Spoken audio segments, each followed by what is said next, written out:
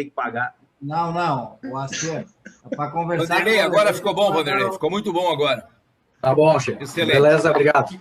Presidente Antônio César Longo, se o senhor quiser dar início ao nosso Águas em Foco de hoje, por gentileza, a palavra é sua.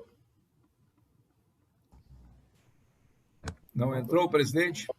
Boa tarde, feliz ano novo a todos. Né, Obrigado, igualmente. A gente acredita que é um momento especial para a gente trocar ideias. Nós temos a felicidade de termos o Vanderlei Goulart, né, da Meta, juntamente com o Dr. Fábio, que estarão à nossa disposição, mas realmente em função da diversidade dos participantes, sabendo que realmente as perguntas as dúvidas são as mais diversificadas, e também sabendo da competência de muitos dos senhores. O Vanderlei sabe, e o doutor Fábio também, que nós já comentamos, olha, o nosso público terá gente até mais qualificada ou do mesmo calibre do que os nossos palestrantes. Então, por isso que o objetivo nosso é colocar algumas regras aí, até para que o evento realmente seja bem proveitoso. Então, eu só vou enrolar mais uns 3, 4 minutinhos, mas eu prometo que eu não vou fazer discurso hoje, é só porque está chegando gente aí. Então, para a gente definir as regras, pessoal, a ideia é que às 17h30 nós encerraremos esse evento, até porque realmente a entidade precisa dessa ferramenta, né, para outro evento, mas para tornar bem produtivo essa reunião nesse novo formato, né, a gente tem que botar algumas regras para que realmente seja proveitoso. Então, nós teremos os primeiros 30 minutos com o Vanderlei, que estará fazendo, né, um apanhado geral sobre as mudanças do decreto, ROT e outras coisas básicas.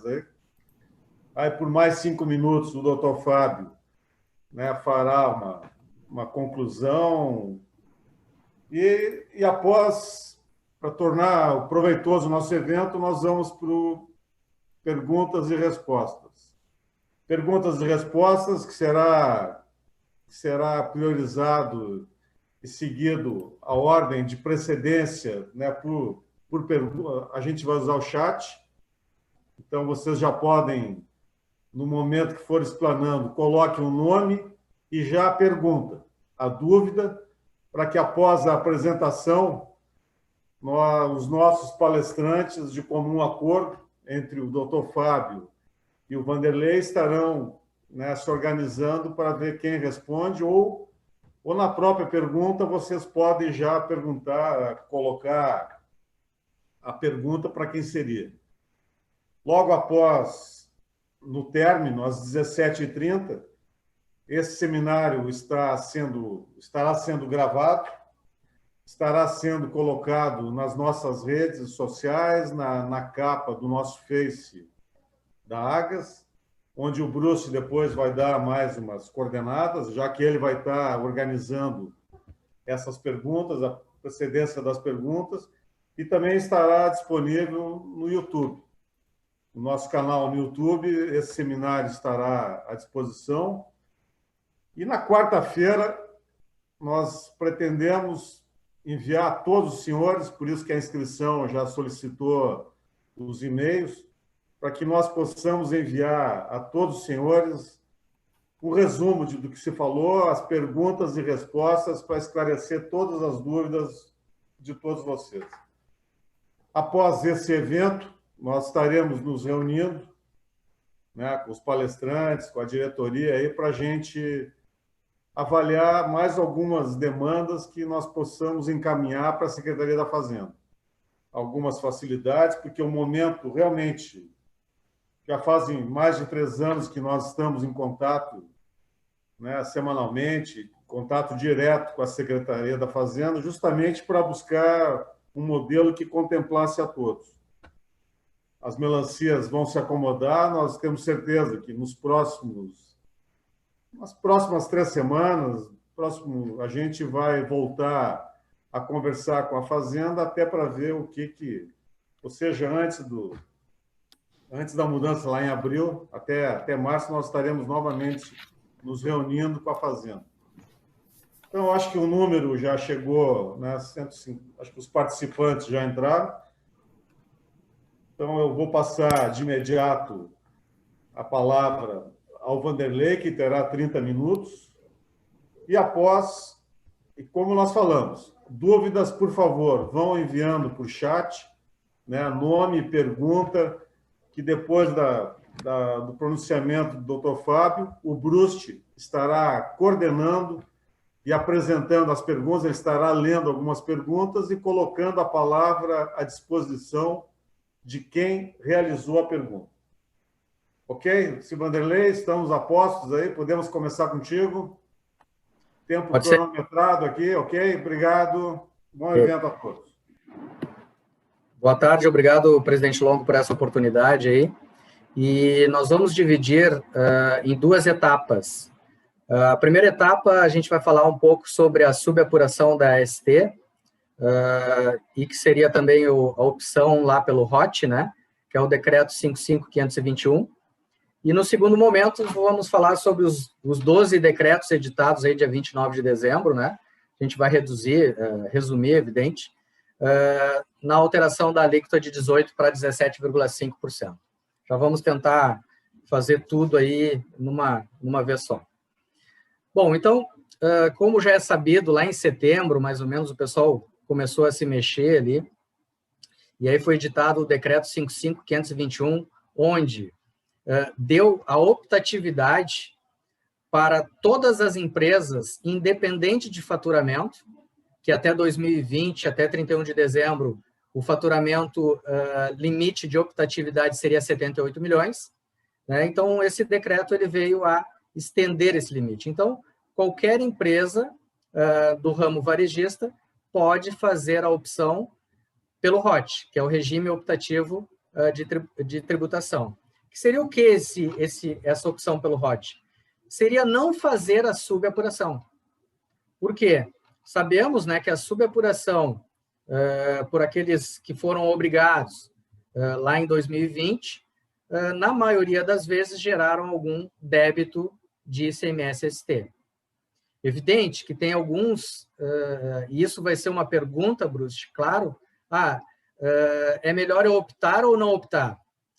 Pessoal, a gente vai ter que fazer muita conta e tem que ser caso a caso.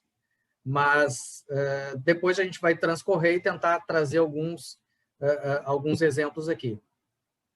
Então, basicamente, em 2021, ainda teve o decreto 55297, que prorrogou, né, também essa opção. Então, a gente tem agora até o dia 15 de janeiro para fazer a opção. O primeiro prazo era 15 de dezembro, e agora a gente tem aí mais 4 dias para fazer essa opção. Se a gente fizer a opção, volta o que era em 2018 para a maioria dos casos, ou seja, a ST ficaria definitiva. Então, se eu comprei um produto com ST, eu não preciso mais fazer cálculo para vender esse produto em questão de ICMS. Esse produto veio com ST, eu vou vender esse produto sem falar em tributação nenhuma de ICMS, certo? Então, essa seria a opção pelo ROT, pelo regime optativo, que é a mais fácil, né? É o sonho de consumo de todo contador, que eu digo, né? Compra o produto já tributado na fonte, lá na indústria, e vende o produto já substituído. Então, essa é a questão se a gente optar pela subapuração. Mas, se a gente não optar por isso, nós deveremos fazer o cálculo da nova ST, da nova apuração da ST, onde a gente poderá ter crédito ou a gente poderá ter débito nesse cálculo. Então, por exemplo, comprei lá um refrigerante da indústria, a indústria pagou a ST, né? E lá dentro desse cálculo da indústria, tem o MVA, lembram? Que é a margem de valor agregada que o próprio governo, né, estabelece. Então, lá ele estabeleceu uma margem de valor agregado de, por exemplo, 50%. E se o supermercado vender esse produto acima daquele valor do MVA, ou acima daquele valor da pauta, ele vai ter que complementar com a ST. Se ele vender abaixo, ele vai ter crédito nessa apuração de ST. Então, até 2020 era assim. A grosso modo, se eu tivesse muitas compras, eu poderia usar esse crédito que eu estou comprando, né? Deixava isso numa conta corrente e eu fazia a apuração do débito conforme os meus produtos vendidos. Com o decreto 55.521, mudou a fórmula de cálculo. Então, para 2021, não é mais assim. Para 2021, quem continuar na subapuração, tá, vai ter que fazer o seguinte: não interessa mais o produto, a quantidade do produto que eu comprei, eu não posso mais armazenar um crédito de ST em estoque. Então, se eu vender 2 canetas, certo? Eu vou ter, na verdade, o débito de 2 canetas na venda. Mas eu comprei 10 canetas, por exemplo. Eu não posso me utilizar do crédito das 10 canetas. Eu só vou poder me utilizar do crédito das 2 canetas.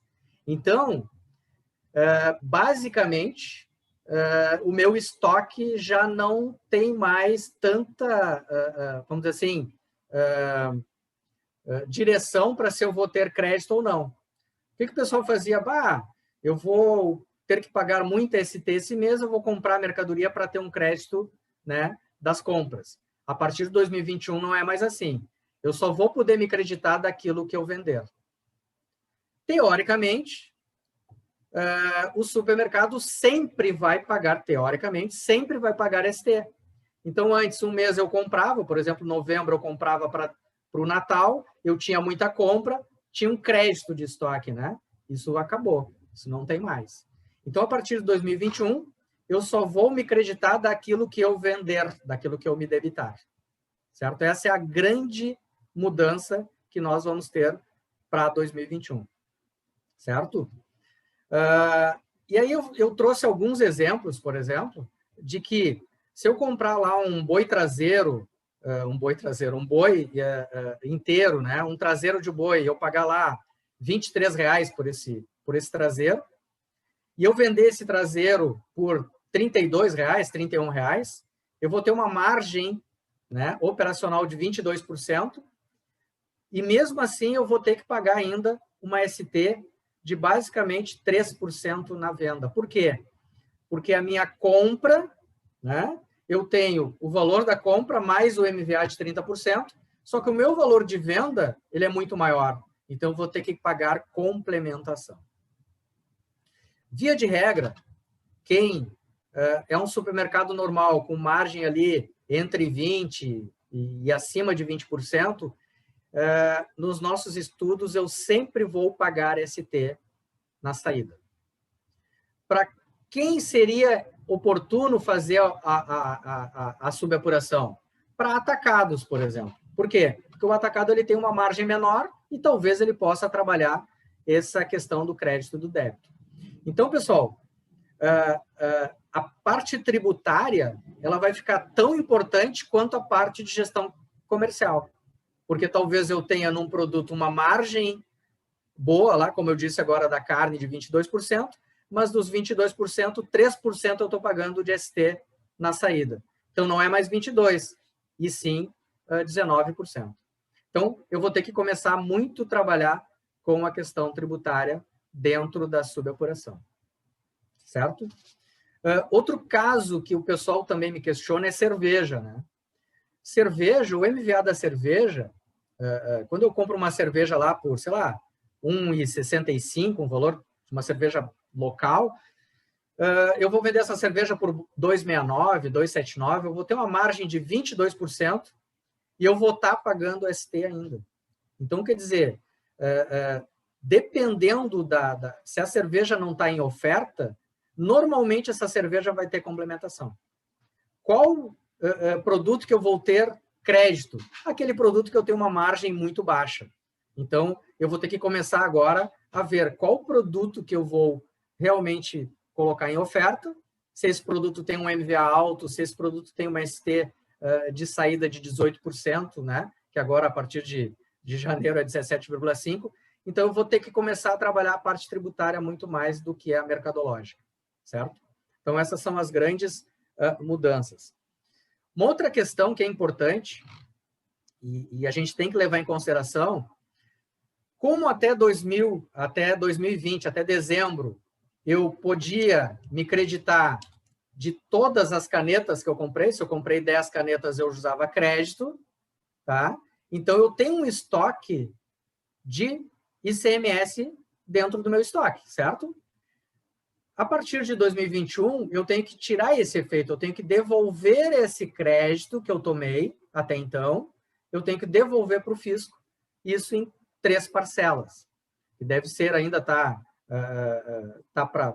para decidir, mas a princípio a primeira parcela seria em março, a segunda em abril e depois em maio a terceira parcela. O que seria isso, né? Eu teria que pegar todo o meu estoque de produtos com ST e multiplicar pela alíquota de 18%. Por que 18%, Vanderlei? Porque eu tomei o crédito ainda em 2020. Então, eu teria lá um crédito de 18%. Então, esse crédito que eu tenho no estoque, eu tenho que devolver para o Estado. Mas, Vanderlei, quem estava obrigado na subapuração ano passado e agora quer sair? Ou vai optar pelo ROT? Quem estava obrigado também precisa fazer esse levantamento de estoque e devolver o crédito do ICM. Por quê? Porque ele vai mudar a metodologia a partir de 21. Então, antes eu poderia me creditar de tudo. A partir de agora, não mais. Eu só posso me creditar daquilo que eu vender. Certo? Então, é a grande diferença que praticamente todo mundo vai ter que devolver o crédito que tomou durante o estoque. Certo? Outra questão importante que seria, que é quanto aos saldos. Eu tive um saldo de ST credor, mas eu tive ICMS próprio a pagar. Dentro do mês eu posso utilizar? Dentro do mês, sim. Só que, por exemplo, eu paguei ICMS próprio esse mês, o mês seguinte eu tive crédito de ST, por exemplo, e aí no outro mês eu vou ter débito de ICMS próprio. Eu não posso utilizar o saldo credor da ST para bater o ICMS do próprio mês. Então, ele também dá uma engessada nessa questão de compensação.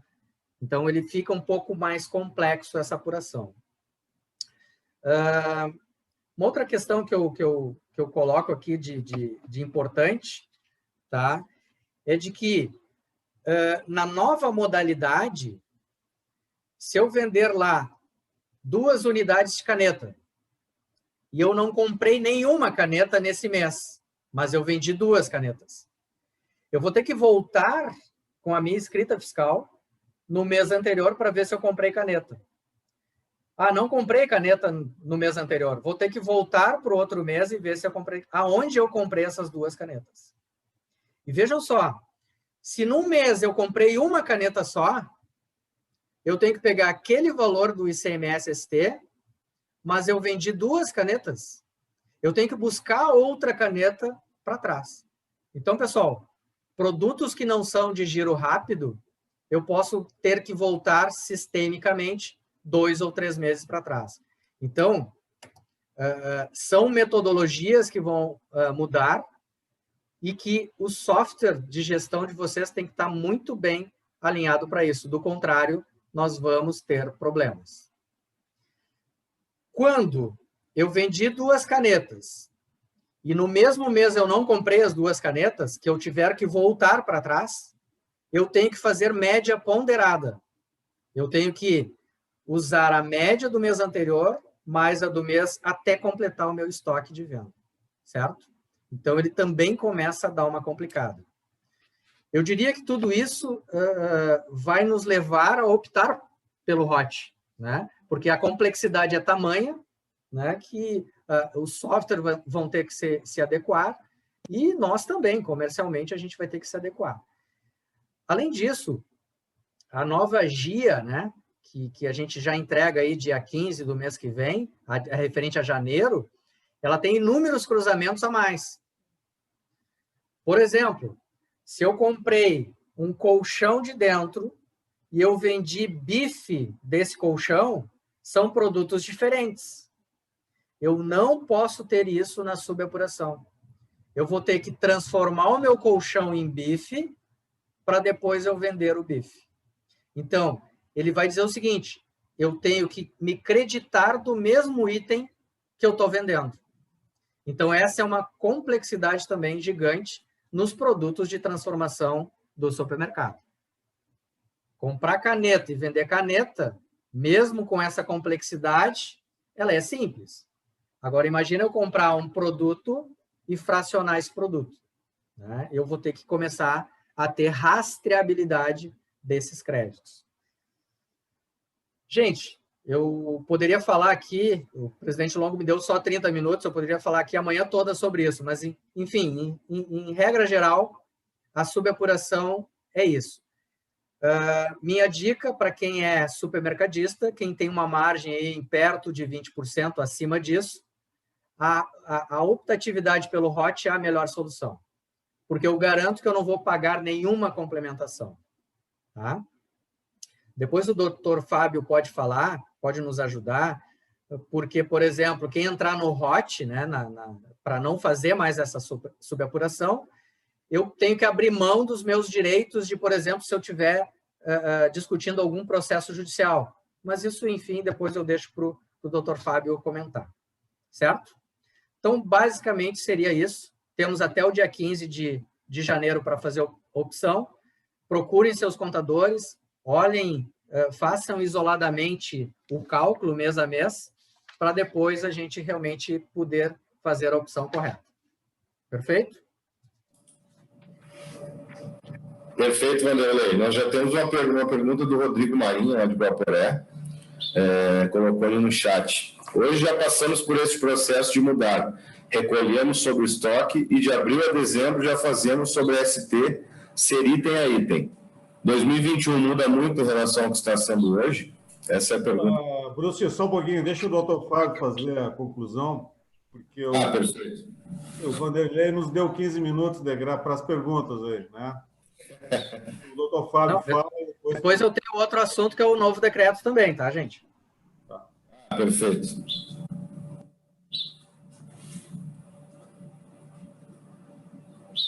Doutor Fábio, então. Muito bem. Boa tarde a todos. Quero fazer uma saudação especial aí à Agas, na pessoa do presidente Antônio Longo, pela iniciativa de propor este que não é um seminário, eu diria, mas sim um fórum para que se possa debater, como o presidente Longo, inclusive, falou no início, para que a gente possa debater, resolver eventuais gargalos que ainda existem na legislação, mas sempre contando com essa troca. Muito importante a participação de todos, porque eu reconheço que existem questões substancialmente, sob o ponto de vista contábil, que vocês no dia a dia podem até saber mais do que a gente que está aqui organizando esse evento. Então, é muito importante que a gente transforme isso num debate, e não num monólogo, que a gente escute o que vocês têm para nos dizer, né? E até mesmo para que futuramente, se caso a gente identifique que alguma coisa não está clara na legislação, a gente possa ir até o Estado, a Agas possa ir até o Estado e propor a alteração das regras, no sentido de melhorar a aplicação destas normas aí, caso a gente encontre algum problema de interpretação. Então, gostaria de iniciar dizendo que é muito importante a participação de todos, a demonstração da experiência de todos, para nos auxiliar a construir uma interpretação melhor destas regras, né, que, como o Dr. Vanderlei registrou, né, foram duramente alteradas, aí, estão sendo duramente alteradas desde meados aí do meio do ano, né, julho, agosto, setembro, até agora, no finalzinho do ano de 2020. Então, esse é o nosso interesse aqui hoje. Muita coisa que foi falado aqui já, e eu não quero me tornar repetitivo em relação a isso, posso depois esclarecer eventuais dúvidas sobre questões jurídicas, então não vou repetir muita coisa do que foi falado aqui já hoje, né? Já foi falado outros dias e muita coisa disso todos já sabem, né? Porque se a gente fizer um apanhado dessa legislação toda, dá para dizer que ela é substancialmente, grande parte dela já está bem diluída, né? Já foi discutida em outros eventos que a gente fez, em outros debates.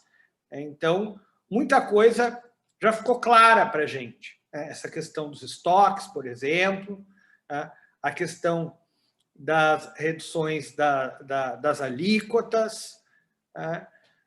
Esse debate já vem há tempo, em termos de reforma tributária. Eu escolhi 2 temas aqui para falar com vocês. Tá? Um é um tema que não é tão jurídico, mas toca na interpretação da legislação. Tá? E outro, sim, é um tema bastante jurídico. Vou falar aqui, talvez estenda um pouco mais do que os 5 minutos que me foi concedido, mas acho que eu tenho crédito aí, né, presidente?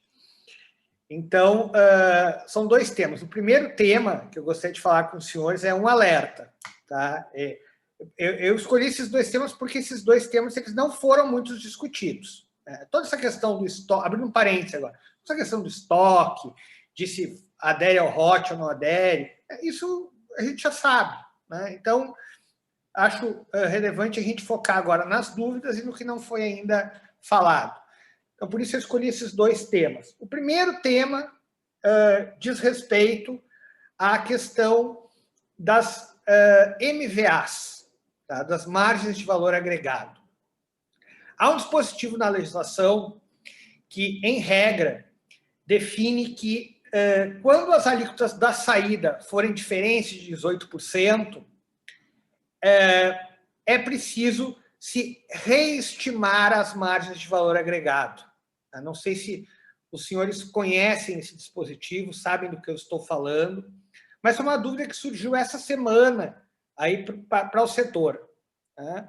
Principalmente nas operações interestaduais, nas operações de aquisição de mercadorias que vêm de outros estados, né? E que se submetem à alíquota interestadual de 12%, ou quando a gente estiver falando de produto importado, àquela alíquota reduzida de 4%. Então, é um dispositivo no regulamento, né, que define que, quando a alíquota de saída não for 18%, deve haver ali uma reestimativa na MVA. Conhece isso, né, Vanderlei? Sim, perfeito. O microfone está aberto aí para te ajudar também. Tá? Isso. Então, o que acontece? Hoje, né, a partir de 1º de janeiro, a alíquota não é mais 18%. Tá? Ou seja, como é que nós poderíamos aplicar esse dispositivo aí, né, que, repito, determina que, quando a alíquota de saída não for 18%, é preciso se reestimar a MVA.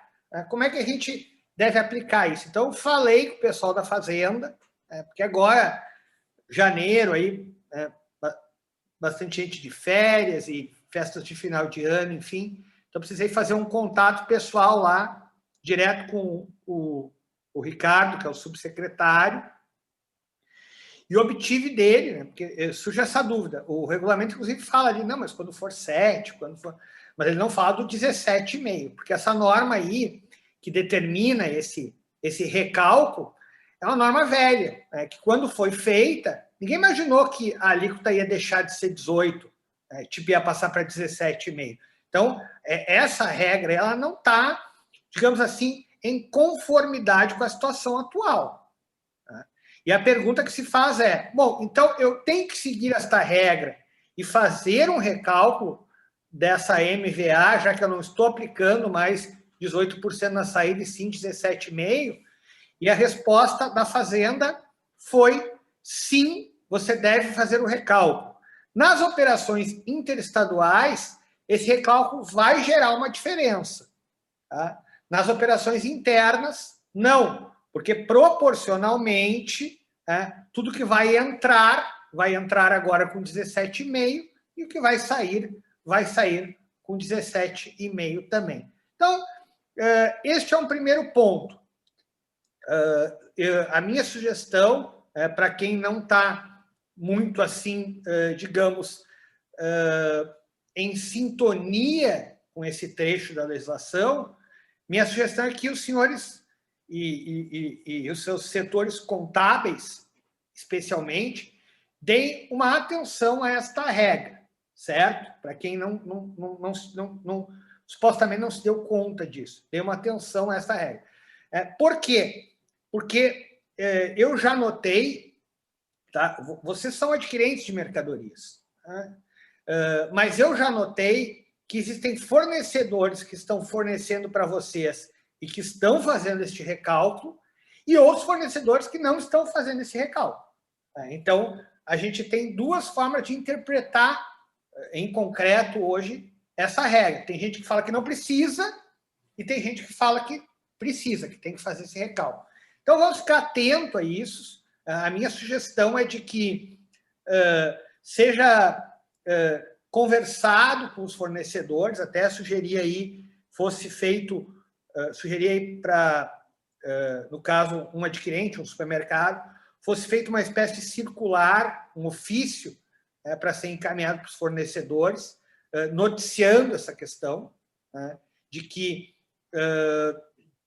este cálculo nas operações interestaduais precisa ser redimensionado, porque a saída não é mais 18, e sim 17,5%, isso vai gerar um reflexo na MVA. Então, repito, já concluindo este ponto, minha sugestão é que o senhor deem uma olhada nisso e fiquem atentos. Uma pergunta, mas e se eu receber sem esse ajuste, isso vai dar algum problema? A princípio, não, certo? Por quê? Porque esta regra teria que ter sido modificada e o que me parece é que o Estado não se deu conta disso.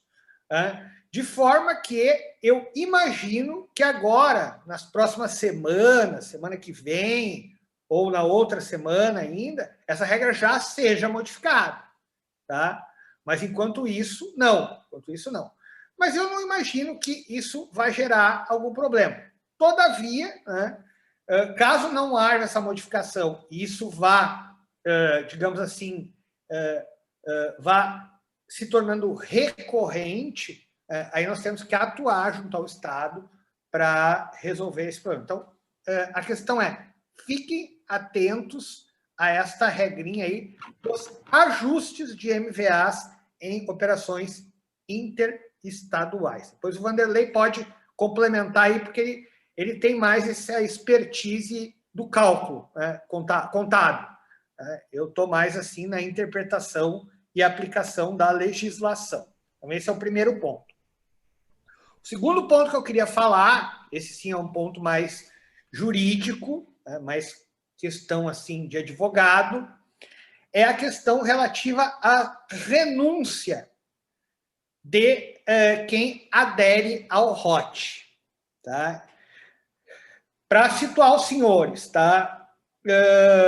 A regra de adesão ao ROT, ela prevê uma renúncia ao exercício de direitos que já estão constituídos ou que estão para ser constituídos.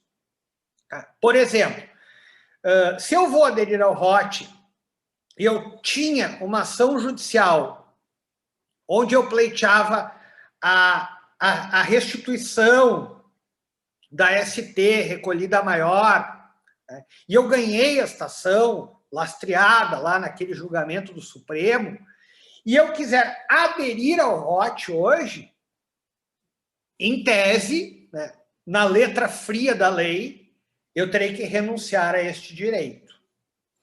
Esse é o direito constituído. Direito a constituir, né, são, por exemplo, os casos em que eu não tenho ação judicial, mas fiz um pedido junto ao Estado, ou um pedido até judicial, para reconhecer aquele período que transcorre ali entre o julgamento do Supremo e a entrada em vigor da legislação estadual, aqueles 2 anos ali, a partir da decisão do Supremo. Tá? Então, em tese, se eu aderir ao ROT agora, né, eu também teria que renunciar. Se eu tenho lá, por exemplo, um pedido de restituição administrativa desses valores, ou de creditamento dessas diferenças, esses saldos positivos que eu, em tese, paguei demais, eu teria que abrir mão disso pelo fato de eu estar aderindo ao ROT. Tá? Isso é o que está na norma. Tá? Isso é o que está na norma de adesão ao ROT. O que eu penso sobre isso? Tá? Eu vou falar agora, lastreado, inclusive, em precedentes judiciais, que eu, inclusive, alguns em que eu, inclusive, atuei como advogado, e que eu tomo de empréstimo para resolver essa questão, que são aqueles casos dos refis federais, onde o contribuinte aderia ao refis e também assinava uma espécie de renúncia, no sentido de que, se ele está aderindo ao refis, ele não poderia nunca mais contestar o valor que ele estaria ali confessando como devido.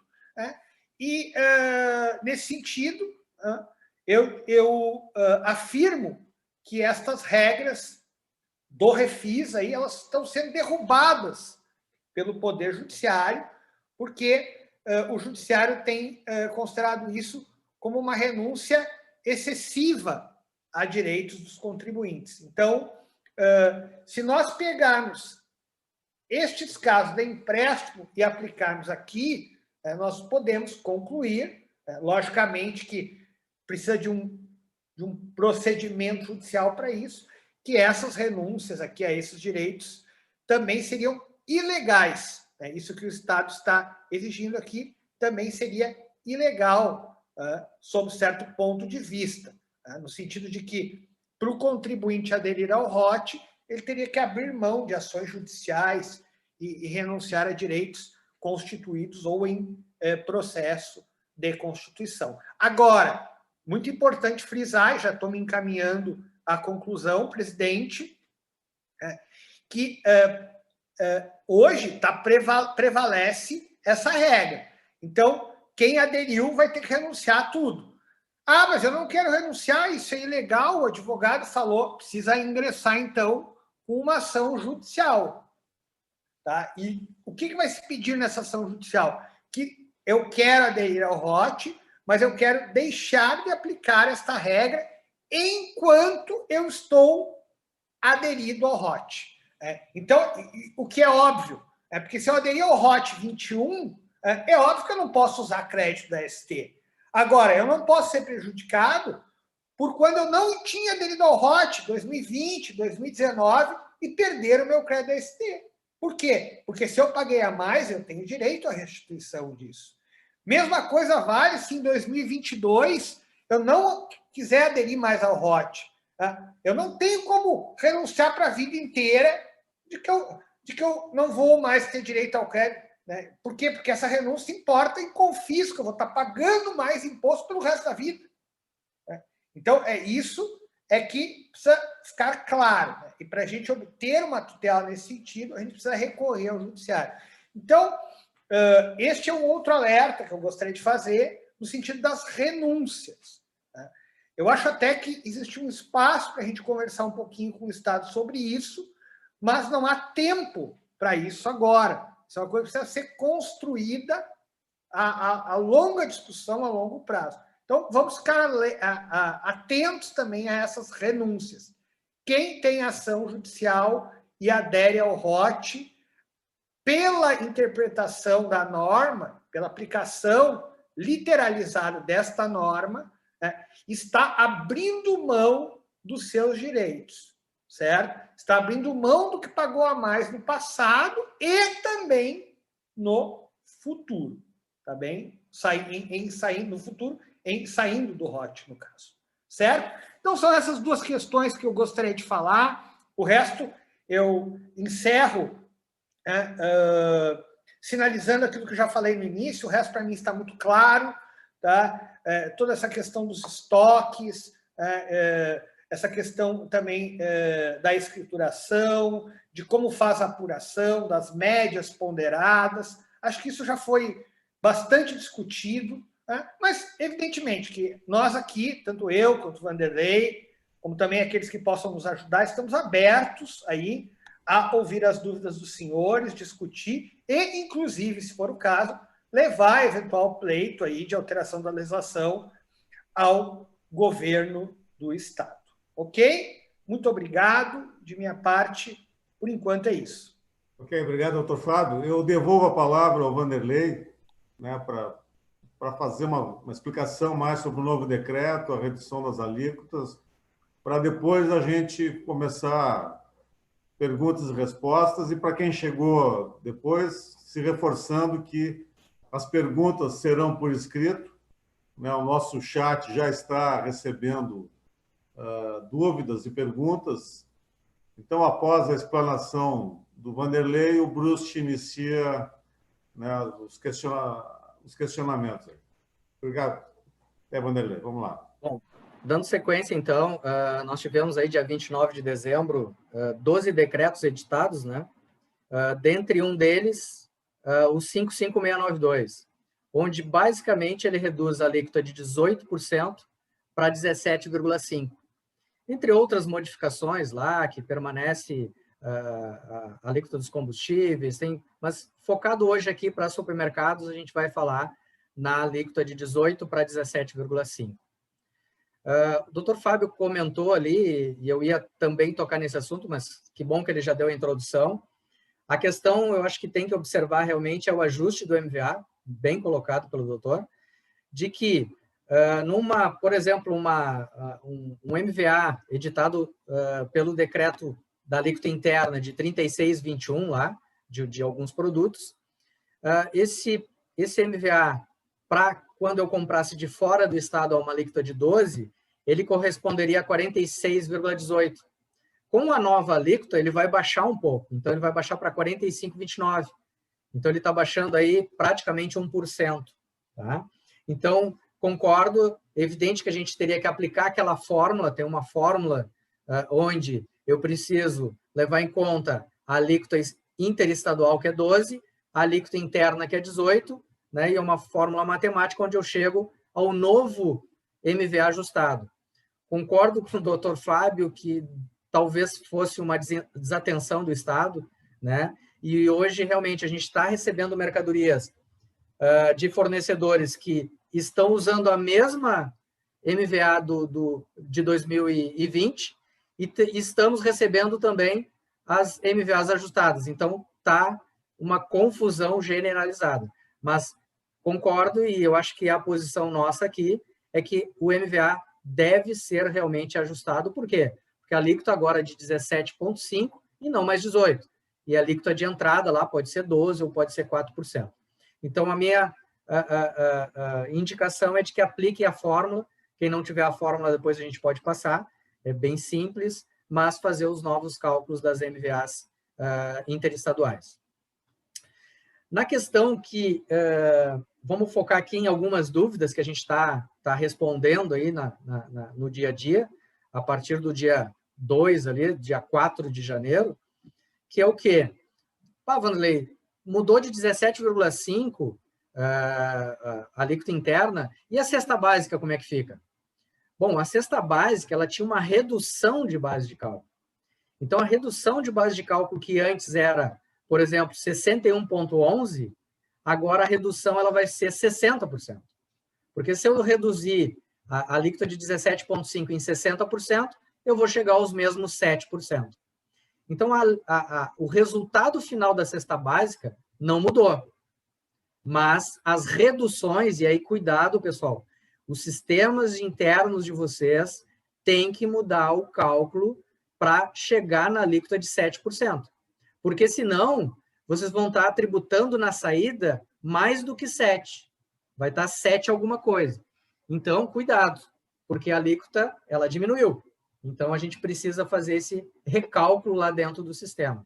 Então, esse é um ponto também que o pessoal não está falando muito, mas sistemicamente dá uma diferença brutal no final do mês. Tá? Temos ali outras coisas, por exemplo, os refrigerantes lá em 2023 vão mudar de alíquota de 20, vão cair de novo para 17,5, mas nada relevante. Uma outra questão que eu quero salientar também, que é o diferimento parcial. Por exemplo, refrescos, né? Que eu recebo ele a 12%, e eu tenho um diferimento parcial até a ponta, até eu vender para o consumidor final. Então, esses diferimentos ele também mudaram o percentual, porque a alíquota final não é mais 18%, e sim 17,5%. Então, pessoal, atentem para esses detalhes, tá? Porque é um valor gigante e vocês podem estar, inclusive, com um passivo tributário sendo gerado aí por um descuido, né? Uma outra questão que o pessoal... Eu acho, se me permite... Claro. Tá? Eu acho importante a gente também falar sobre a questão do diferimento parcial, sobre um outro aspecto, né? Qual é o objetivo do diferimento parcial?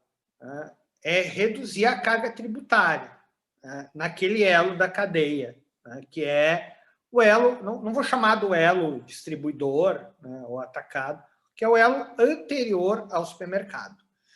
Tá? Então, a gente precisa ficar atento aí, pessoal. Tá?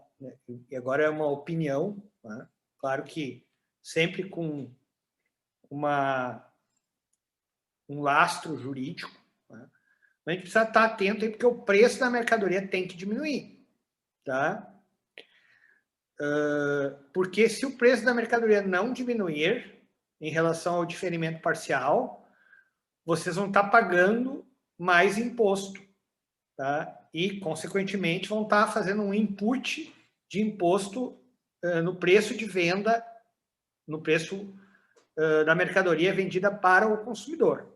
Tá? Então, o que está acontecendo aí, o que o diferimento parcial faz? Sei que todo mundo já deve saber disso, mas só para contextualizar. O diferimento parcial ele transfere um pedaço do imposto para vocês. Então, aquele cara que está no elo anterior da cadeia, ele não vai pagar um pedaço desse imposto. Quem é que vai pagar um pedaço desse imposto? Vocês. Tá? No momento que vocês vão pagar o imposto da pessoa que está lá atrás, no elo anterior, vocês têm que ter uma diminuição de preço para que isso se compense. Esse é o objetivo do diferimento. Tá? Porque se não houver uma diminuição de preço, vocês vão estar pagando... O que vai acontecer é o seguinte, na prática. A pessoa do elo anterior da cadeia vai estar empurrando para vocês essa tributação. Vocês vão ter que arcar com mais imposto do que vocês anteriormente teriam. Então, o ICMS, a gente aprende lá na universidade, né? O ICMS ele tem que ser neutro. Por isso que existe a não cumulatividade. Se a gente não diminuir o valor dessa mercadoria que tem o diferimento parcial, nós não vamos ter neutralidade, nós vamos ter incremento de carga num elo da cadeia, que é o supermercado. Isso pode gerar, não vou afirmar, mas com certeza, daí o próprio supermercadista pode me dizer isso, né? Mas isso pode gerar um aumento do preço da mercadoria, ou a diminuição da margem de vocês, enfim. Né? Então precisa cuidar isso aí. Diferimento parcial tem que redundar em redução do preço da mercadoria, tá bem? Desculpa interromper aí, mas acho importante. Não, perfeito, acho que foi bom colaborar com isso, porque realmente, para dar essa atenção no diferimento parcial, porque a gente... são poucos os produtos. Sim, são poucos produtos, mas no supermercado, né, qualquer desvio de margem, a gente vai ter um prejuízo lá de última linha. Uma outra questão que foi muito falado, né? E é uma questão que eu acho que agora a gente precisa conversar, e a Agas também precisa, daqui a pouco, fazer um estudo, a gente está aí para isso, que a alíquota interna, ou seja, a alíquota entre contribuintes, um fabricante vendendo para um distribuidor, um fabricante vendendo para um supermercado, essa alíquota interna seria 12%, foi amplamente divulgado isso, né? E o pessoal já está querendo fazer vendas entre contribuintes a 12%. Não, ainda não. A nossa expectativa, né, é que saia para 1º de abril, né? Não é o dia dos bobos, né, mas 1º de abril, que vá ser normatizado essa vamos dizer assim, benefício, né, para um lado, só que eu acho que para os supermercados vai ser um grande malefício, né? Porque antes a gente comprava, né, doutor Fábio, um produto do distribuidor a 18% e vendia os mesmos 18%, não cumulatividade. Tomava crédito, né? Exatamente. Eu vou pagar sobre a minha margem de valor agregado. Tem que baixar o preço. Sobre a margem, exatamente. Então, porque agora o crédito vai diminuir, o crédito vai diminuir. Então, exatamente. Isso tem que baixar. Isso. E também, se realmente for editado esse decreto, eu acredito que sim, né, porque Santa Catarina já é assim, vários outros estados, dentro do próprio estado, a alíquota é menor, que seria essa de 12%. Então, a princípio, no estado do Rio Grande do Sul, a partir de abril, operações entre contribuintes, não é a consumidor final. O consumidor final continua 17,5%. Mas entre contribuintes, atacado e o varejo, ou indústria e o atacado e o varejo, vai baixar para 12%. Só que aí, o que vai acontecer? Eu, supermercado, vou comprar 12%, teria que baixar substancialmente esse produto, porque a fábrica não está vendendo mais a 18% ou a 17,5%, e sim a 12%, e eu vou ter que vender a 18%. Então, o supermercado ele vai ficar com uma parte da fatia do consumidor final, ou seja, eu vou ter mais imposto a pagar. Consequentemente, é o que eu venho concordar com o doutor Fábio, que o nosso fornecedor, seja indústria, atacado, vai ter que diminuir o preço, senão a gente vai estar pagando imposto sobre imposto. Então, isso, pessoal, ainda não está vigendo, tá? Então, a expectativa é abril as operações internas entre contribuintes baixar para 12%. Então, o novo decreto ele é mais simples, entre aspas. A alíquota baixa de 18% para 17,5%, tem que atentar para os MVAs ajustados, os interestaduais. Cuidado também com as mercadorias que eu vou adquirir importadas, porque o MVA ele aumenta muito, né? Desculpa, o MVA ajustado vai aumentar muito, então cuidado com as mercadorias importadas, né? Então, eu tenho que ter esses cuidados. Também uma outra questão que eu não sei ainda, talvez o doutor Fábio possa complementar, é que a gente também tem uma expectativa de cair o diferencial de alíquota, ou seja, o DIFAL. Então, ele já está lá previsto, né, que a partir de abril ele não mais vai existir, ou seja, se eu comprar uma mercadoria de fora do estado que eu compro a 12, hoje eu teria que igualar ela à alíquota interna, pagasse a diferença para 17,5, a partir de abril eu não vou mais precisar fazer esse pagamento no ato. Se bem que quando eu vender lá para o Vanderlei, para o consumidor final, eu vou estar pagando a alíquota de 17,5. Então, cuidado para esses dois pontos aí. A questão do diferencial ela é mais temporal, né, para a maioria das empresas. Fluxo, né? Tirando as empresas que são optantes do Simples, ela é uma questão mais temporal, assim, que diz respeito a recolher antecipadamente o tributo que ia ser recolhido lá na frente. Assim como essa questão do diferimento, a gente está aguardando que saiam as regras. Hoje não existe nada ainda a respeito disso. Eu estava até esperando que saísse alguma coisa ali no dia 30, 31.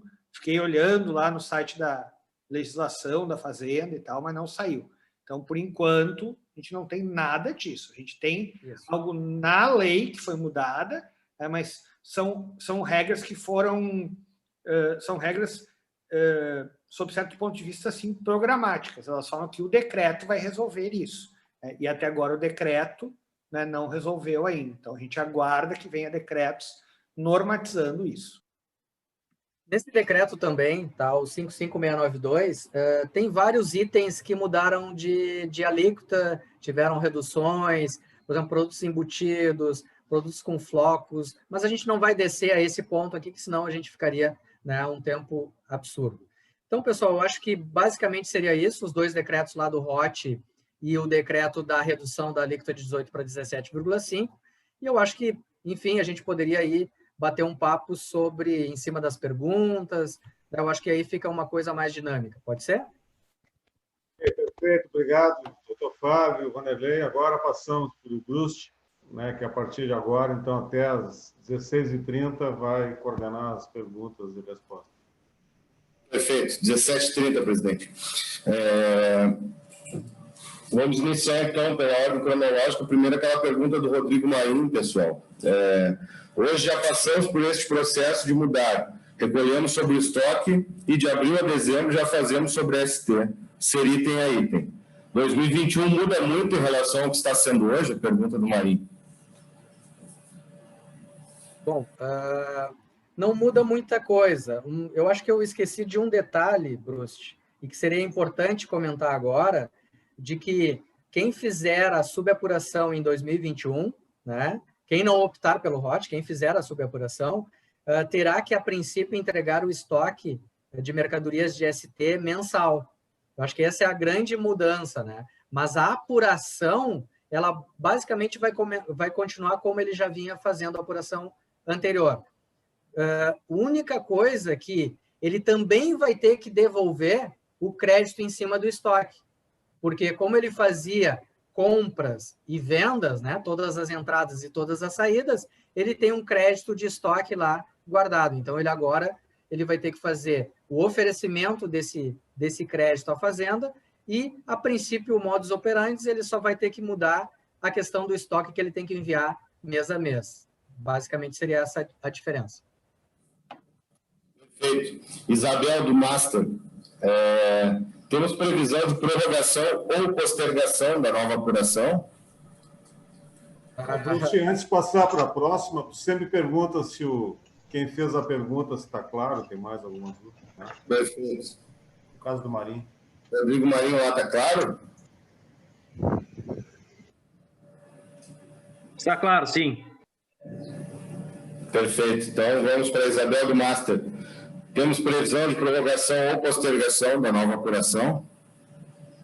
Bom, a gente não trabalha com prorrogação, né? Então, eu acho que hoje eu acreditava que não seria prorrogado de 15 de dezembro e foi prorrogado para 15 de janeiro. Eu acredito que não tenha nova prorrogação, tá, pessoal? Essa é a minha opinião, mas né, não podemos... não sei se o doutor Fábio quer comentar. Não existe notícia de que vai haver prorrogação, né? Acho que não seria interessante contar com isso, tá? Por enquanto, não há nada nesse sentido. Perfeito.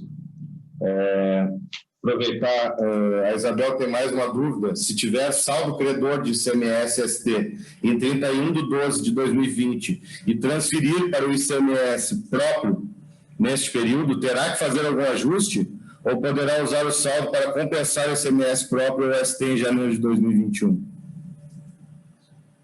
A princípio, ela vai ter que lançar esse saldo no conta corrente e fazer ajustes no momento que ela for utilizar no ICMS próprio, né? E ela tem outra opção também, que no decreto 55.521 deu, que é solicitar a restituição, né? Também pode-se fazer isso, tá? Só que não sabemos quando o Estado, né, vai pagar isso, mas também tem essa possibilidade. Mas eu acredito que ela tenha que fazer o ajuste, né, e depois ir abatendo isso no ICMS próprio, porque se ela não fizer a subapuração dali para frente, não tem mais o que fazer com esse saldo credor de ST. E para o governo do Estado não é interessante devolver em dinheiro, e sim devolver em compensações de crédito. Tá? Isso não está claro, mas eu acredito que vá sair alguma coisa em cima disso para utilizar, sim, no próprio o saldo remanescente de 31 de dezembro. Ok? A Isabel complementou a pergunta dela, que é a dúvida dela sobre a possibilidade de postergação ou prorrogação. Não se referia ao ROT, mas sim sobre a nova forma de apuração. Nada, nenhuma notícia, né? Nada. Não acredito que saia nada de mudança. E eu até arriscaria dizer assim, ó, que acho impossível disso ser prorrogado, porque o Estado já vem divulgando isso há muito tempo. Tá? Então, não vejo um argumento para o Estado prorrogar a forma de apuração. Né? Como eu falei, quando fiz a minha fala, são questões que nós já discutimos aqui, né, há bastante tempo, e eu sei que vai mudar, eu sei que vai ser difícil, enfim, né, questão de sistema, como o Vanderlei falou, aí os contadores se preparar, mas não me parece que o Estado mudaria isso agora, esse prazo, né, sob o argumento de que está muito em cima, né, vamos dizer assim, porque essa é uma questão que já está aí posta faz tempo. Né? Não sei, mas a minha opinião é essa. Perfeito. É isso aí, Isabel.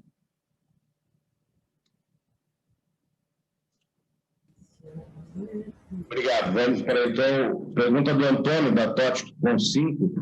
Se existe a previsão de publicação das novas regras de validação da GIA mencionadas nos itens 19.3A.6 e 19.3A.6.1 da IN 8620. Hoje não temos visibilidade clara das regras que serão aplicadas tecnicamente na validação. Isso é essencial para os ajustes na software house. Sem essa informação e sem o ambiente de testes, a validação acaba ficando como tentativa e erro. Posição do Antônio.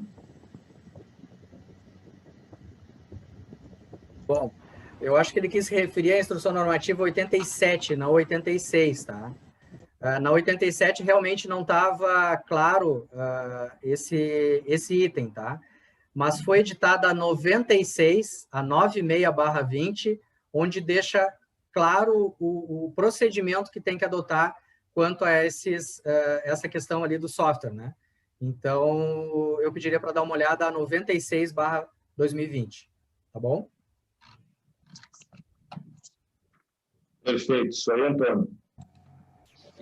Boa tarde. Na verdade, a gente até tem acompanhado bem de perto isso, inclusive a 96 aí, mas o que a gente gostaria de ter é mais visibilidade, e isso acho que não é particular da software house em questão aqui que a gente atua, mas de uma parte mais técnica do funcionamento do validador, né? Porque a gente, quando gera FD aí com todas essas instruções das novas normativas, a FD por si não faz uma validação tão crítica quanto a GIA acaba fazendo, né?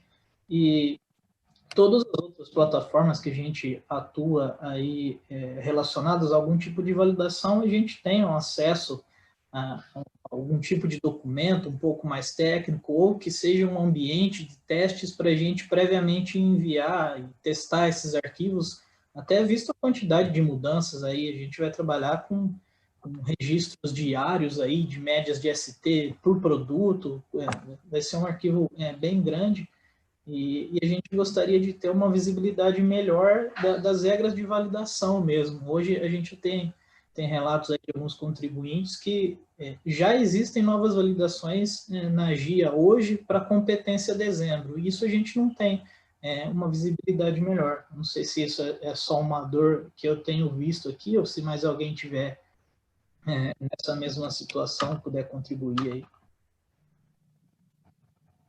Eu acho que eu entendi.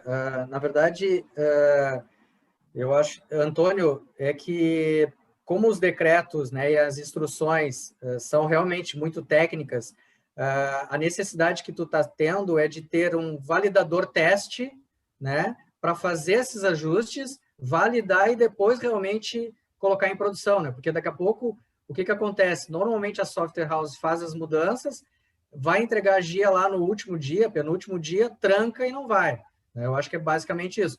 Isso eu acho que daqui a pouco a gente pode abrir um canal com a Fazenda, aí, não sei, para tentar realmente, sei lá, disponibilizar um pré-validador, alguma coisa, porque realmente é uma dificuldade enorme, né?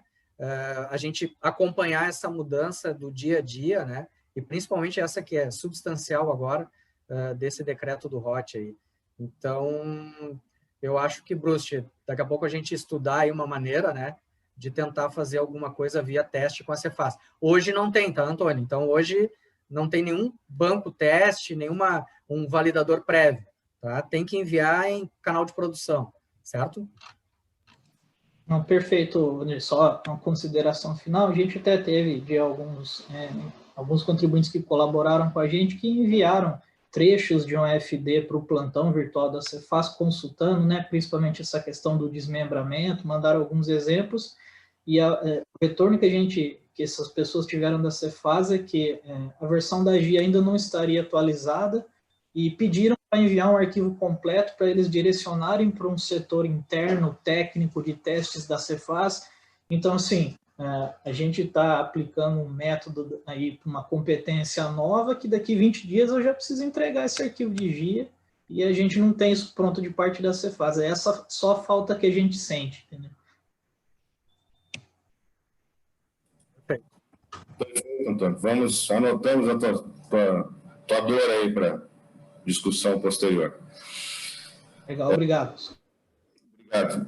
Leandro Dalverno, em mês, no sistema de subapuração, se a empresa tiver crédito, não poderá usar em meses subsequentes. Como fica a legalidade disso se teve o crédito? Se pudermos esclarecer um pouquinho melhor para o Leandro. Acho que a legalidade ali, doutor Fábio, o senhor pode nos ajudar? Claro, sim. Assim, sob o ponto de vista da vedação, a restituição do crédito, isso é totalmente ilegal. Tá? E eu estou falando isso lastreado na decisão do Supremo. Não é nem em questão legislativa. Porque o que o Supremo disse lá em linhas gerais, né? Ele disse que é direito do contribuinte a restituição do imposto pago a maior.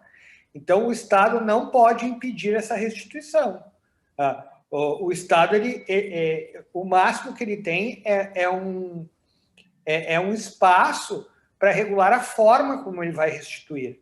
Então, ele pode dizer que vai restituir mediante compensação com ICMS próprio, mediante compensação com ICMS-ST, mediante adjudicação, como tem algumas regras lá que falam no regulamento, para outros casos, não é?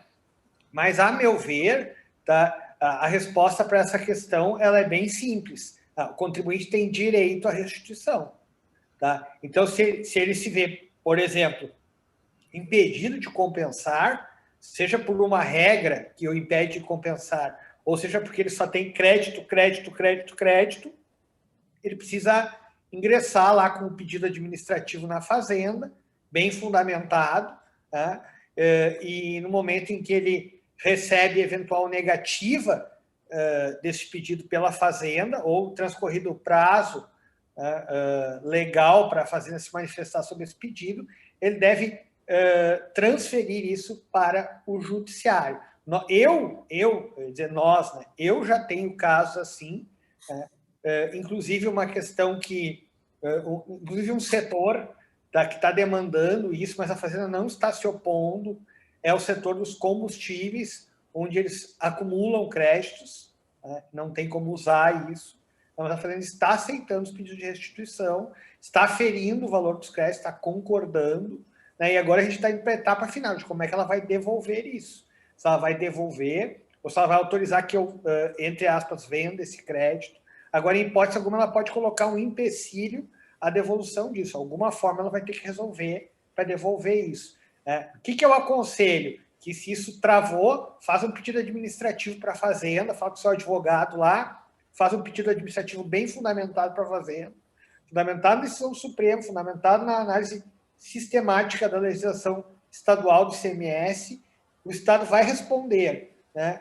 Dependendo do que o Estado responder, né, pode levar isso para a Justiça ou aguarda uma forma de resolver administrativamente. Fala com o seu advogado lá, que vai orientar isso. Mas, em hipótese alguma, o Estado pode vedar o aproveitamento desse saldo ad eterno. Ele vai ter que dar um jeito nisso. Tá bem, doutor. Obrigado. Acho que era isso, né, Leandro? Vamos passar para a pergunta do Antônio Rig, lá de Livramento. Quanto ao estorno de créditos no estoque em 31/12/2020. Nos creditamos pelas compras de 2019 e vamos estornar pelas compras de 2020. A diferença será enorme, até pelo custo que hoje está bem alto. Não haverá oposição pela Agas junto à Cefaz?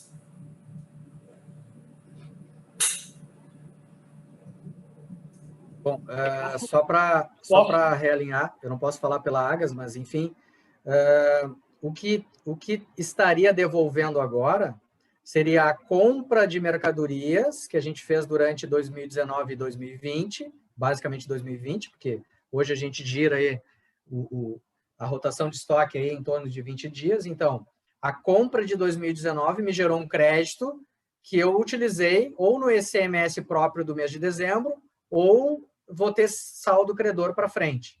Então, esse crédito que eu utilizei, se eu não entrar na subapuração no ano seguinte, seria injusto eu ficar com esse crédito. Então, eu teria que devolver esse crédito em 3 parcelas. Assim como, lá em março de 2019, se vocês voltarem, era o contrário. Lá a gente não tinha apuração nenhuma de ST em fevereiro, né? A gente teve que levantar o estoque em 28 de fevereiro e, a partir de março, a gente fazia a subapuração. Aí a Cefaz disse o seguinte, olha, tu não pode pagar ICMS, ST, se tu não tem o crédito do estoque. Então, lá, se vocês lembrarem, a gente teve o crédito referente ao estoque de 28 de fevereiro de 2019. Então, agora seria basicamente a devolução disso, né? Eu estou aderindo aí a isso que o Vanderlei colocou, né? Na verdade, esse estorno ele não é de uma compra de 2019, porque o estoque é uma coisa viva, né? Então ele vem se movimentando, tá? Também não estou aqui para falar sobre uma decisão relativamente ao que a Agas poderia fazer, ou se vai fazer nesse sentido, mas, a meu ver, né, diferentemente, por exemplo, fazendo um paralelo aí com aquela pergunta anterior, onde eu apontei que seria ilegal restringir o exercício do crédito, a meu ver, aqui não há problema normativo, tá? Vocês tomaram os créditos ao longo do ano, tá? Teve empresa aí que eu conheço que ficaram 6 meses sem pagar ICMS, né? ou mais até, né? Por conta desses estoques. Outras eu aconselhei agora na virada do ano no máximo que fosse possível, virar sem estoque, né? Para poder devolver menos, né? Agora, não existe nenhuma, pelo menos na minha opinião, né? Não existe nenhuma ilegalidade nisso, não. Não vejo o que a Agas poderia fazer em relação a isso, né? Porque esse crédito ele foi adjudicado lá atrás, né? E agora, como vai mudar o sistema, teria que fazer o estorno deles. Mas não é o estorno da compra de 2019, né? É o estorno do que está no estoque, né? Claro, eu digo isso partindo do pressuposto do que o que foi comprado em 2019 já foi vendido, né? Já foi realizado ali, aproveitado crédito, débito de ST, enfim, né? Mas realmente assim não vejo o que poderia ser objeto de argumentação para que não haja esse estorno, né? Porque esse crédito foi tomado, né? E vai ser tomado, e vocês vão estornar e vão tomar de novo, né? Acho que é importante frisar isso, né? A única coisa é que vocês vão passar a tomar na saída da mercadoria, né? E não na entrada, como era antes. Então, não vejo nenhum problema, nenhuma ilegalidade nisso, mas como o Vanderlei falou e eu falei no início, a questão que nós podemos discutir aí lá na Agas, e caso haja alguma vontade de se opor a isso, nós podemos aí depois encaminhar e discutir. Perfeito, obrigado. Seria isso, senhor Antônio Rigg. Se possível, não sinaliza se ficou claro aí. Qualquer coisa volta. Está entendido, obrigado. Obrigado, senhor Antônio. Agora, pergunta do Charles Preusler, lá da Comercial Zafra. Poderiam explicar melhor essa questão da utilização do saldo credor da ST apenas no próprio mês da apuração? Se não for possível utilizar para compensação com um débito próprio, ficará acumulado indefinidamente? Bom, eu acho que já foi um pouco respondido, mas só para a gente dar uma realinhada aqui. Então, se eu tenho saldo credor de ST, eu posso utilizar no ICMS próprio, não posso utilizar no ICMS próprio daquele mês. O que eu posso? Vai ficar indefinitivamente? Talvez não. Por exemplo, se eu gerar ST a pagar no mês, eu posso utilizar o saldo credor da ST. Então, eu posso utilizar saldo credor de ST com ST. Isso tranquilo, tá? Agora, eu acho também, tá? Isso é uma opinião minha, que a Cefaz, ela talvez venha normatizar isso. Por quê? Ela diz no último decreto que eu posso pedir restituição desse valor, né? Que é o que o Dr. Fábio já comentou. Então, a gente também tem essa opção. Então, não que eu vá ficar com esse dinheiro perdido. Evidente que se eu passar lá 3, 4 meses sem gerar ST a pagar, aí é evidente, concordo aí com o Charles que eu vou ficar com esse crédito meio que parado. Mas eu posso abater no ST do mês, certo? O que eu não posso confundir é com o ICMS próprio, porque são duas apurações diferentes, principalmente quando vira o mês seguinte, tá bom?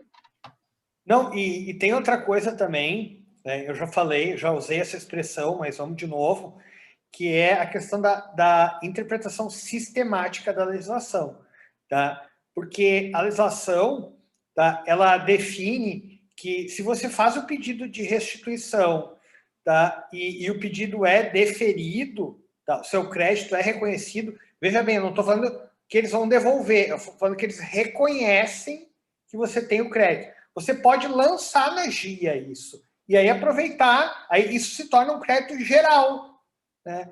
E a legislação permite isso, você pode lançar na GIA e compensar com o ICMS próprio. Mas isso não é regra do regime da ST, não é dos 25 ali e tal. Isso é uma regra geral de restituição de ICMS pago a maior, tá? Ou seja, tu precisa passar por um processo administrativo dentro da fazenda, eles falam, ok, você tem o crédito, aí corrigido, né? Aí você vai lançar na GIA, a partir dali fica suspensa a correção, e você pode aproveitar com o ICMS próprio, né? Precisa fazer um processinho administrativo para isso. Perfeito, doutor Fábio. Acho que era essa dúvida aí do Charles, está sanada. Agora o Cássio Rocha, trazendo de novo a questão das software houses aí.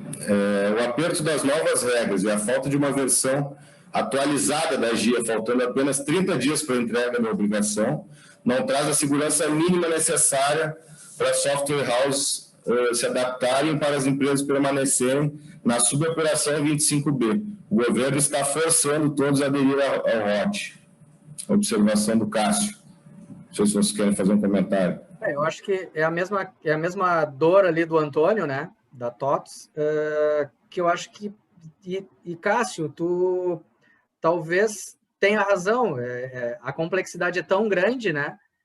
De continuar na subapuração, que talvez seja mais conveniente o pessoal aderir ao ROT. Então, e realmente, num prazo aí de... Hoje a gente está a 30 dias da entrega da GIA nova, né?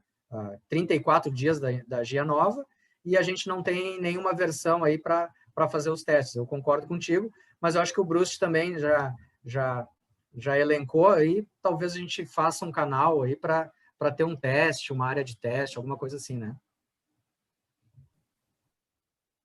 Perfeito, Vanderlei. Já fizemos essa anotação aí. Eu queria pontuar uma questão aí, tá? Claro. E isso nem é... Não estou aqui falando mal do Estado, né? Mas é óbvio que o Estado ele tem todo o interesse em que as empresas façam adesão ao ROT. Tá? Não sei se a gente pode chamar isso de forçar, né? Mas o Estado tem interesse que as empresas façam adesão ao ROT, porque o Estado sempre foi contra essa questão aí de devolver a ST. Né? Se eu assumir aqui a minha posição como advogado, eu concluo que isso é um absurdo, tá? Que é um absurdo ROT, né? Porque o contribuinte acaba pagando mais imposto. Tá? Agora, quem criou essa situação de devolução aí foram esses contribuintes que, lastreados, na minha opinião, foram ao Poder Judiciário brigar para reconhecer os seus direitos. Agora, o Estado ele está mais ou menos assim numa encruzilhada, né? Para ele não é legal isso, ter que ficar olhando, fiscalizando, devolvendo, né? Fazendo regimes assim paralelos. Né? Para eles isso, para o Estado isso é ruim. Então é óbvio que o Estado quer voltar ao status quo, né? que é o status de ST definitiva. Né? Agora, isso é justo? Isso é legal? Não, isso não é legal, não é justo, mas é o que melhor cabe na proposição do Estado. Né? Então, por isso a gente, sim, reconhece que o Estado ele tem todo o interesse em que as empresas façam a adesão ao ROT. Ok, doutor Fábio, obrigado. O Éder, lá do supermercado Dinos. Em 2020, fazíamos o cálculo da subapuração ICMS-ST e pagamos ao Estado em 3 parcelas o valor referente ao estoque de 31/12 de 2019.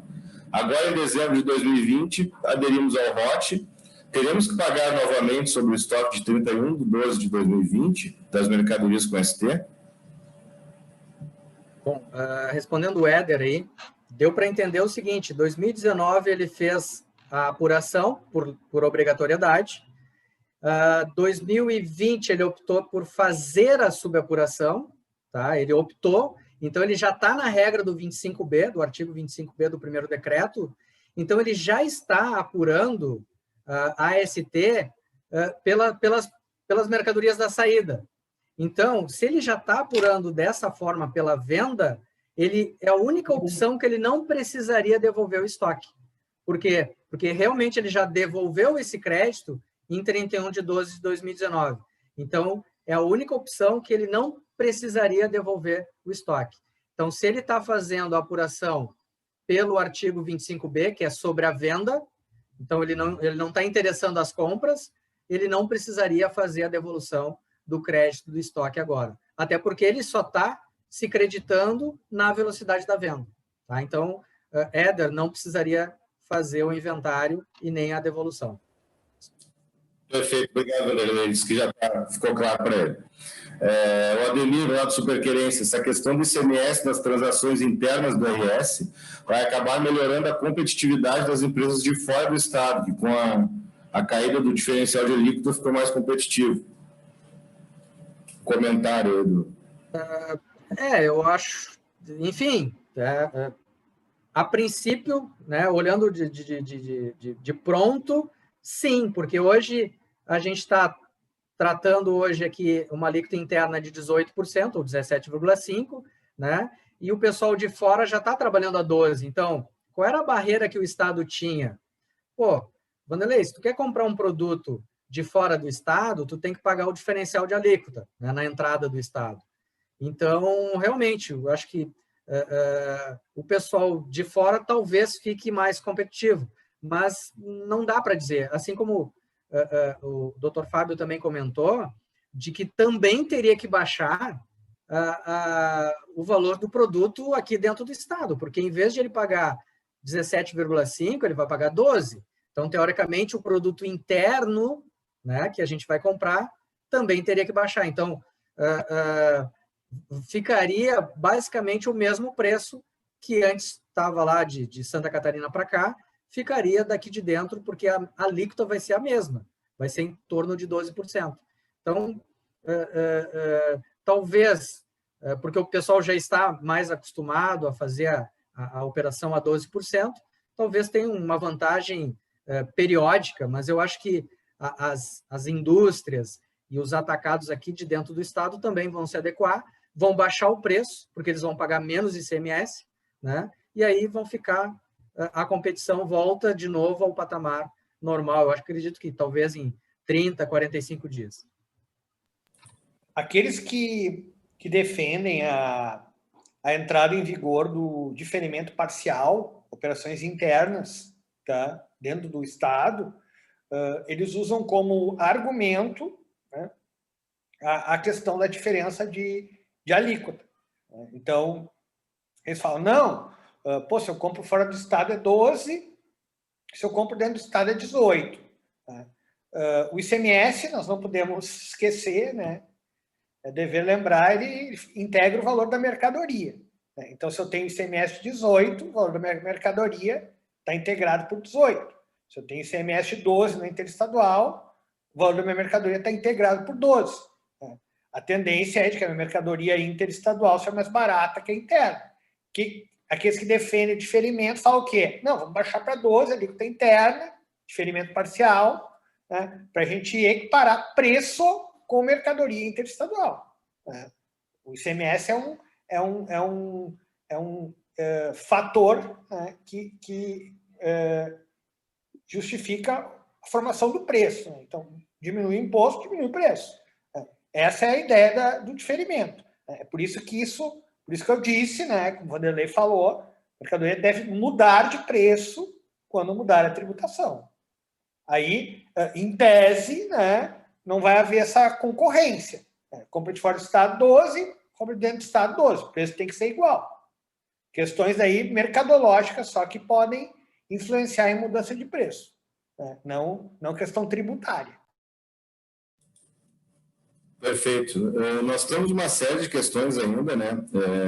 Vamos responder a do Bruno do Super da Praia aqui, mas se porventura algumas faltarem, nós respondemos em virtude do tempo, certamente mandaremos a todos as respostas aí pedidas pelo chat, tá? O Bruno Super da Praia, será publicada uma nova tabela de MVA e MVA ajustada para 2021? Bruno, eu acho que já meio que comentou, né? Eu acho que o Estado passou desapercebido, ele deve regulamentar isso, passar uma nova alíquota de MVA ajustado, mas tu pode aplicar a fórmula. Então, hoje é bem simples, tu aplicando a fórmula, tu chega no MVA ajustado, como foi a introdução lá do Dr. Fábio, né? Que ele colocou realmente a atenção no MVA. Então, se tu não tiver essa fórmula, a gente pode passar, pede aí para a Agas que a gente já passa para vocês, tá bom?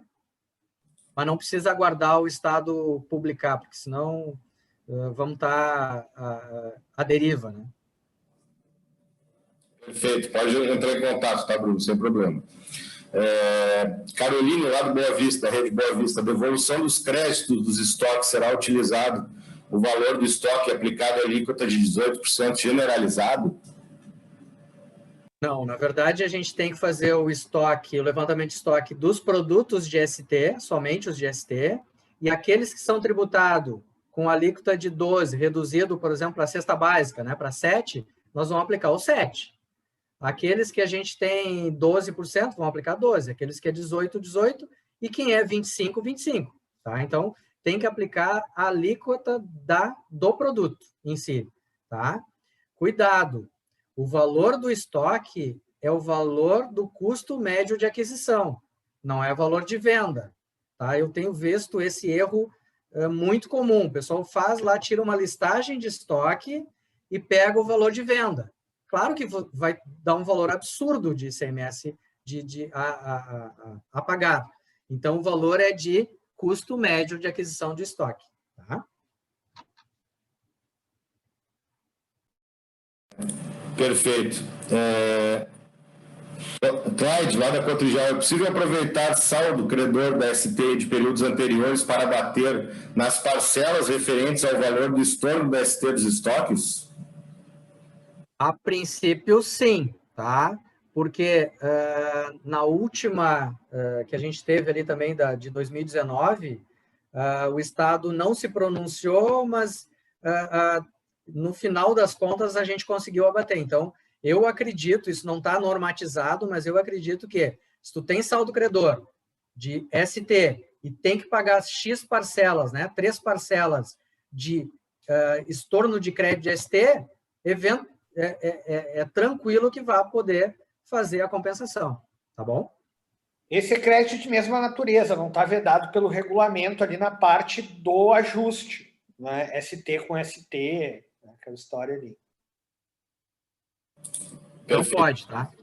Temos mais duas aqui no chat, acho que a gente pode responder essas duas e depois, se tiverem outros, podem enviar por e-mail, né, pessoal? Patrícia Zito, Supermercado Borges. Quem já é ocupante do ROT e vai permanecer também terá que apurar estoque novamente e pagar, como já fez em 2020? Não, quem é optante pelo ROT e vai continuar no ROT, já fez isso lá em 31/12/2019. Então, não tem que fazer nenhum levantamento de estoque para esse efeito, né, do bloco H lá das devoluções. Até porque ele não está apurando crédito de estoque, crédito de compra de ST. Então, quem está no ROT vai permanecer no ROT, ou quem está no ROT e vai fazer a subapuração, não precisa fazer o oferecimento do crédito de aquisição da ST. Quem está no ROT, quem já estava no ROT, né, no caso, não tem saldo sobre o estoque, né, porque não fazia a subapuração. Então, esse não tem obrigação aí em relação a isso. Perfeito. Wagner Cotribá, me gerou uma dúvida. Em 2020, quem estava obrigado a fazer a subapuração ainda podia gerar crédito ST para entradas e débitos pela saída. É somente em 2021 que a subapuração será pelas saídas, tendo que fazer toda a rastreabilidade dos itens, certo? Se ele não estava obrigado a fazer a subapuração pelo artigo 25B, ou seja, ele não era um atacado, ele não faturava acima de 78 milhões lá em 2019, tá? Ele fazia de um jeito, ou seja, compras vezes vendas. A partir de 20 não tem mais essa modalidade, agora é só sobre a venda. Então, não interessa o que eu comprei, entre aspas, né? Eu tenho que fazer a apuração sobre a venda e rastrear a minha compra para mim adquirir o meu crédito de entrada.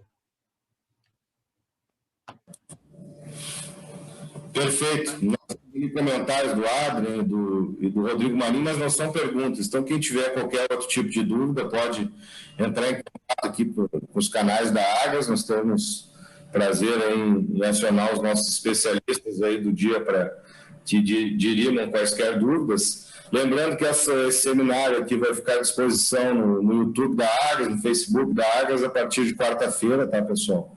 Então, vai ficar íntegra aí para poder ser revisado, quem quiser assistir novamente. Ao agradecer aí ao Vanderlei e ao Dr. Fábio Canazaro, eu queria chamar o presidente Antônio Longo para fazer um encerramento. Pessoal, então, obrigado pela participação de todos. Agradecer em especial ao Vanderlei, ao Dr. Fábio. E, como o Bruce falou, nos colocar à disposição, né, a gente vai fazer uma ata desse questionamento e a gente vai se reunir com a nossa equipe tributária, jurídica, para ver essa demanda, o que nós vamos procurar até essas melancias estarem acomodadas. A gente está atento para facilitar a operação de cada um, mas o importante é que todos entendam que o governo foi estratégico nisso, precisa arrecadar mais, não foi o que ele imaginava, mas a gente mantém uma boa relação e vamos continuar juntos. Ok, doutor Fábio e Vanderlei, por favor, as suas considerações finais e obrigado a todos. Queria só registrar aqui mais uma vez a minha satisfação em estar conversando sobre esse tema com os senhores, colocar à disposição tanto a entidade quanto também me colocar à disposição para eventuais dúvidas. não é? E dizer que o tema não termina, tá? Esse é um tema que vivo, né, que está vivo, e a gente vai seguir aí debatendo, vai seguir estudando, como o presidente Longo falou, né? E vamos seguir em contato com o Estado, tá? Para sempre buscar aí a melhor aplicação e interpretação da legislação para o nosso setor. Tá? Muito obrigado, uma boa tarde a todos e até a próxima. Eu queria finalizar agradecendo aí a Agas, ao Dr. Fábio e a todos que participaram, que eu acho que a gente viu ali realmente, né? As dúvidas foram muito direcionadas, né? A saldo credor de ST, restituição, devolução do estoque, pessoal sistêmico também ali, que a gente já pescou algumas dificuldades, e eu acho que esse seminário, esse fórum, né, serve para isso, para a gente esclarecer algumas coisas e também a gente pegar alguns assuntos para a gente trabalhar e aprofundar mais ainda. Queria agradecer aí a todos os participantes, obrigado, e estamos à disposição.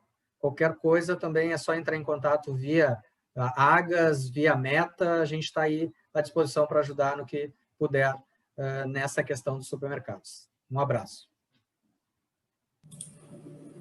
Obrigado, pessoal. Seguimos à disposição. Obrigado, doutor Fábio, presidente Longo. Até a próxima quarta-feira, seminário, então, nas redes sociais da Agas. Vamos preparar uma ata aí com um apanhado geral de tudo que foi discutido, tá bem? Contem conosco aí para quaisquer dúvidas. Um abraço. Um abraço.